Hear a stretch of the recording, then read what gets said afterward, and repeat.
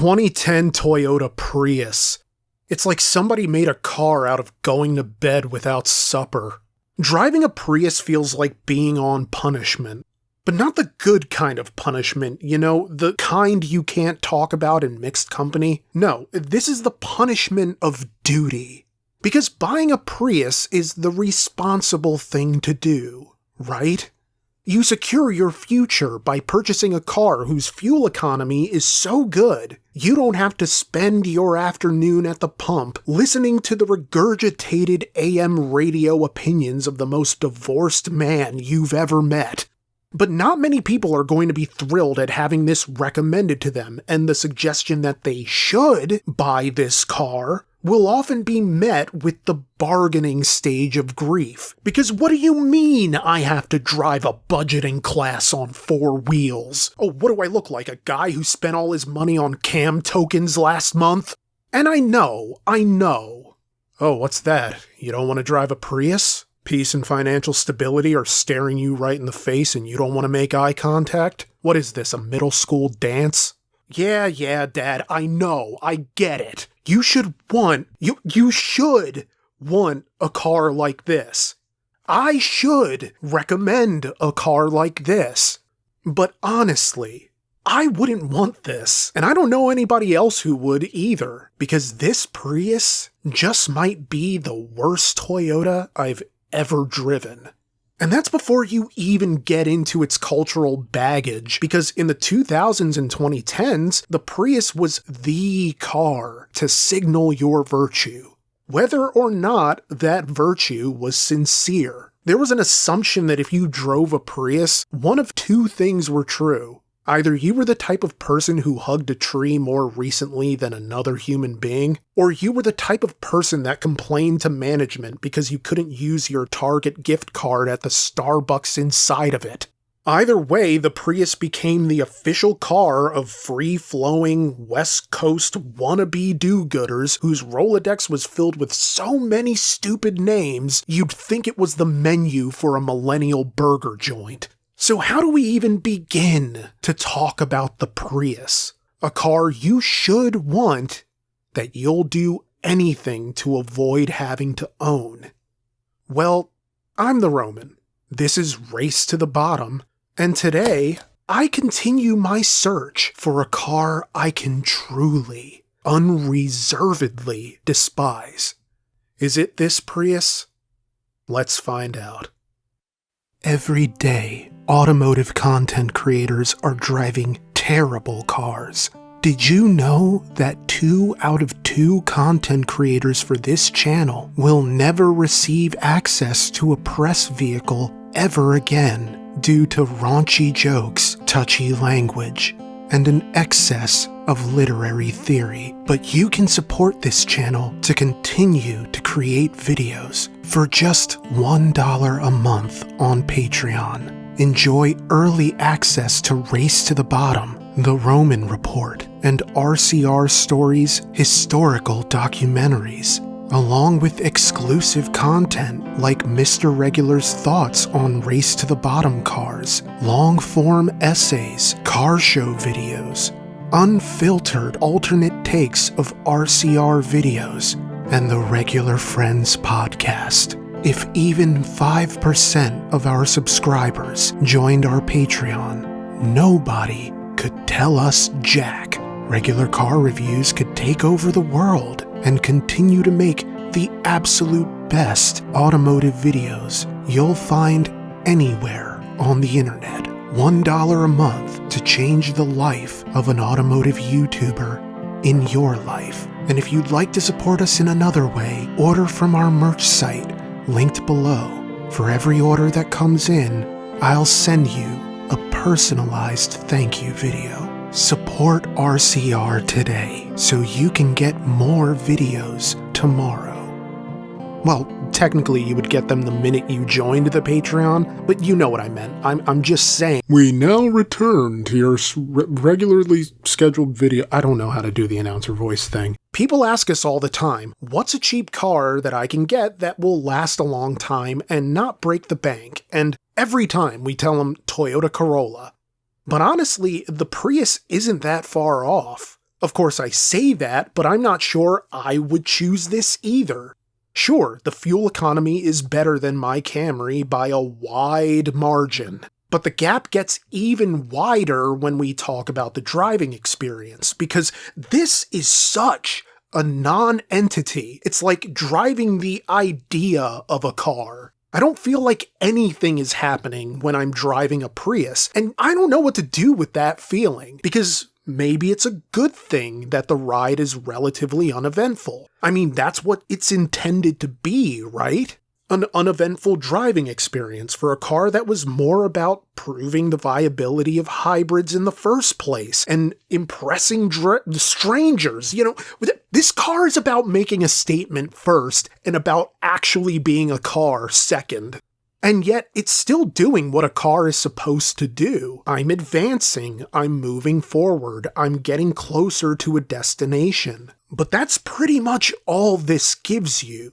It's impressively boring, but not in a useful, workmanlike way like you'd get with a Corolla, where the acceleration acknowledges that you might actually have somewhere to be, and maybe you'd like to get there a little sooner than before the paintress scribbles a new number in the sky. No, this is boring in a way that suggests you're really into self-denial.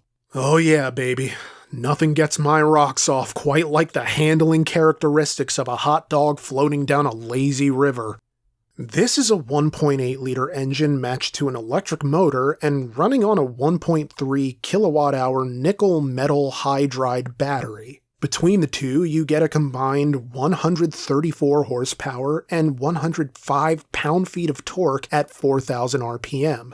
You like CVTs? Of course you don't. Nobody does, but you get one anyway, and while I've often complained about stagnant cars with swampy acceleration and handling that's like trying to stir a bowl of cake batter with a plastic straw, the Prius goes way too far in the opposite direction. It got to the point where it almost felt like I wasn't even the one in control. Driving this is like having your older brother hand you a controller that isn't plugged in, but he tells you you're playing and you're operating at such a deficit of neurons that you don't challenge it. And yes, that's the point. It isn't meant to give you more. It wasn't built to be anything other than an economically minded car to prove the viability of hybrid drivetrains. From an historical standpoint, this was the world's first mass-produced hybrid, and it felt like an honest, sincere attempt at challenging motorists to care, not just about environmentalism and sustainability, but about technology and what cars could potentially be like in the future. The Prius released in Japan in 1997 and came to North America in 2000 for model year 2001. And there seemed to be a genuine curiosity surrounding it rather than outright dismissal. But then, as with any car with niche appeal that gradually develops social capital, its forward-thinking image was taken over by people who wanted to appear good without having to change anything.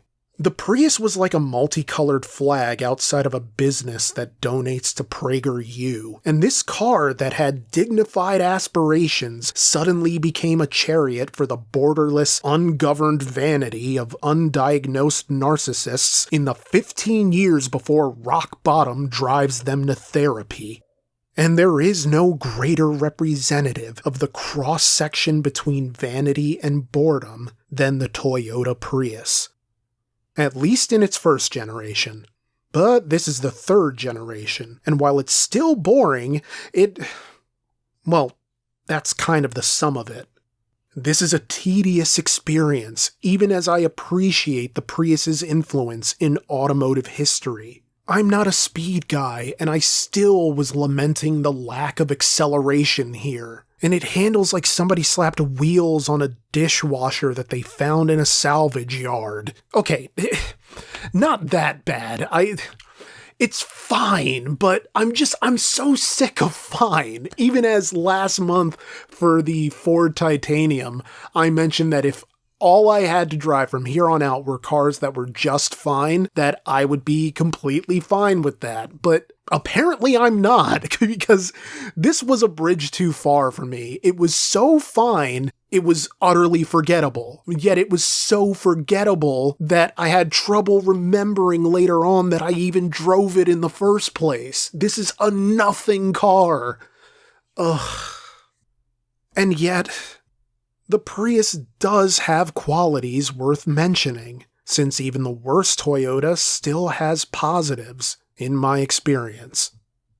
You know, for one, Toyota improved the aerodynamics here, getting the drag coefficient down to a 0.25. Granted, I feel like the hatchback design kind of undercut the potential because despite being a small car in its own right, it was wider and longer than its predecessor, so there's naturally going to be more wind resistance here. But again, I'm not sure to what extent aerodynamics even matter on a car you aren't going to push that hard in the first place. And besides, aerodynamics aren't even the draw. The crown jewel here is the fuel economy. From factory, fuel economy is 48 city and 51 highway, with our volunteer Griffin continuing to get between 45 to 50 miles per gallon on average. And with a base MSRP of just over $21,000 in 2010, this offered features that even some brands in later years would hesitate to give you, like onboard navigation, Bluetooth compatibility, and a rear-view camera. It's not revolutionary at all, although I would argue that the design just might be. It's not attractive, but the Prius sort of set the stage for the eco-friendly aesthetic, where the car basically looks like a jelly bean from Alpha Centauri.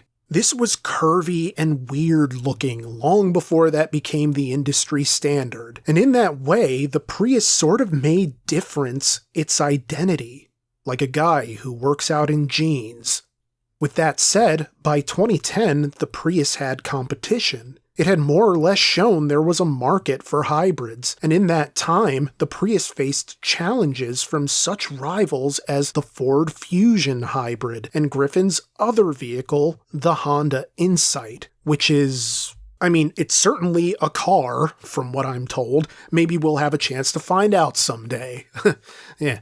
Now, on that subject, our volunteer, Griffin, is a podcaster, writer, and video producer for an Apple-focused independent tech blog, Cult of Mac. And in talking with him, I was able to learn about another neat aspect that makes this Prius worth celebrating. Its transmission is essentially a power split device, adjusting on the fly to determine how much power from the electric motor and the engine are sent to the wheels. It treats these systems as their own individual and unique systems, rather than doing what Griffin's Honda Insight did, where they're this single power source that would then be split down the middle, robbing either of being as efficient as they could be. And maybe this isn't revolutionary now or anything like that, but it was likely to make a difference in 2010, and it was just one facet of the information I was able to glean from Griffin. Yet it was far from the most interesting, because this Prius has a bit of a weird history, although one you wouldn't find all that shocking from looking at it. That $21,000 MSRP in 2010? Well, you'd think that a low-mileage Prius would run for maybe less than half of that. But Griffin, he was able to get this Prius for just $2,000 when he purchased it back in December 2019. But the reason why he was able to get it that cheaply is the catch in all of this. You see, this Prius is an R title. After a terrible rear-end crash left this basically destroyed in its first 8,000 miles. But whoever had this before Griffin tried their best to pretty it up. Unsuccessfully, I might add. The repaint job is patchy and awful, and some of the lower body panels were also removed for reasons that were never explained by the previous owner, who proceeded to also tape the bumpers back on. They didn't hold, so Griffin ended up having to bolt them in place himself. These maintenance costs are debatably worth it for a car that was acquired so cheaply. And cheap feels like the operative word here. I was actually kind of shocked by the build quality because this feels cheaper than a Toyota should. Even my 2002 Camry has a more satisfying feel than this. These materials feel very thin and thrifty, like a disposable dollar store razor. And this is before even getting into the design aesthetic. Yes, it was influential, and maybe it looked better in 2010, but in 2025, it looks like a spaceship for an unemployed extraterrestrial. Sure, it's not a Pontiac Aztek or a Nissan Juke, but this appearance looks like it was designed solely for the enjoyment of people who are just gonna put eyelashes on the headlights anyway. And you would think with a windshield this wide that visibility would be better than front row at an IMAX screening. But visibility isn't just a pain in the ass, it's literally getting in there, burrowing so far up I won't need a colonoscopy for another 10 years. These C-pillars are thick and obstructive, and the windshield glass is needlessly steep, and the split rear window just ticked me off something fierce. Like, what's even happening here? And okay, the rear window, whatever, I can rely on the rear view camera, right? Wrong, because while this does have a rear view camera, this particular model's camera is misaligned, so you can't trust it in tight spaces. Or at all, really, which makes me wonder whether it was ever replaced after that rear-end collision in the first place. And look, it comes down to this. I just don't particularly like this car. And what's wild is I don't even hate Priuses in the same way I don't really hate Teslas. My residual, feckless disdain stems from what these cars represented for a time because of the box people forced them into. What they forced these cars to represent. The notion that they were smarter and more altruistic than everyone else because they were driving these eco-friendly, forward-thinking cars. It just feels gross. You know? Especially because that's not what the Prius really meant in its early years. In researching this video, I actually found a literary theory I hadn't known about before, but it explores and explains the Prius perfectly. It's the concept of meta-modernism, the concept that shifts between a modern enthusiasm and a postmodern irony. It's an idea that straddles the line between hope and skepticism, sincerity and irony. It's not the blind faith of modernism or the cynical postmodern attitude. And that, my friends, is what the Prius was. It was idealist, but it was also pragmatic about it. This is what the future could be, but it's going to take more than this to truly change it. Because this was an absurd car to present to the world, and it was met with the sort of skepticism one would expect from something this challenging and different. But the Prius carried with it the yearning for the future it represented. People grew to love the Prius for all the reasons they grew to not like the Cybertruck, you know? The Prius presented a more hopeful future, or a more hopeful idea of the future, one that you could believe in while maintaining an ironic distance, while the Cybertruck was Fisher-Price brutalism and just basically telling you this is what you have to look forward to, RoboCop's Detroit. And while the Cybertruck commodifies irony, it doesn't have with it that sincerity of belief in it. It's very much a symbol for something. In a meta-modern way, the Prius invited you to engage with the ideas Toyota was presenting, but to do so with self-awareness. Be skeptical, be inquiring, but don't let it rob you of the ability to hope and to believe in something. Now, these days, the Prius is still meta-modern because, again, it's sincere, but it's self-aware. It makes you say, I know how this makes me feel, but I have the awareness to recognize why. But that cynicism, that irony, doesn't mean I hate Priuses. It doesn't mean I have no belief that a Prius could ever be good. It doesn't mean I don't care about green cars at all. It's just this one that sucks.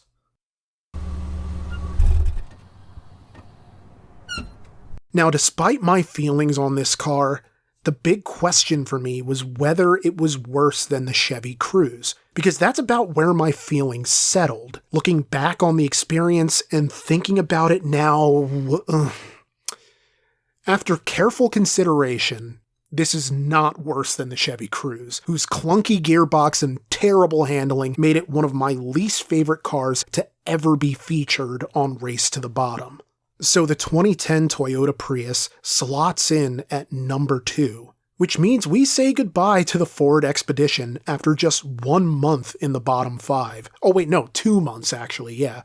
This pushes the Chrysler Town & Country into the top spot, meaning it's the car I hated the least out of the bottom 5. The Chevy Cruze remains at number 3, followed by the Dodge Journey at number 4. And at number 5, currently and still in the lead in the Race to the Bottom, is the Nissan Sentra. And I'm going to be honest with you, I'm not sure if I'd have put it there in the first place if I ever thought it was going to spend nearly 2 years in that position. It was an absolutely terrible car, a terrible car, but I don't think it was the worst in history, yet it's still there and will probably stay there for some time, unless somebody watching now has a truly irredeemable junker that not even I could appreciate. And if that sounds like you, reach out to my email, regularcarstheroman@gmail.com. Let me know in the subject whether it's for Race to the Bottom or regular car reviews. If it's the latter and it's something I think Brian would like, I'll make sure he sees it.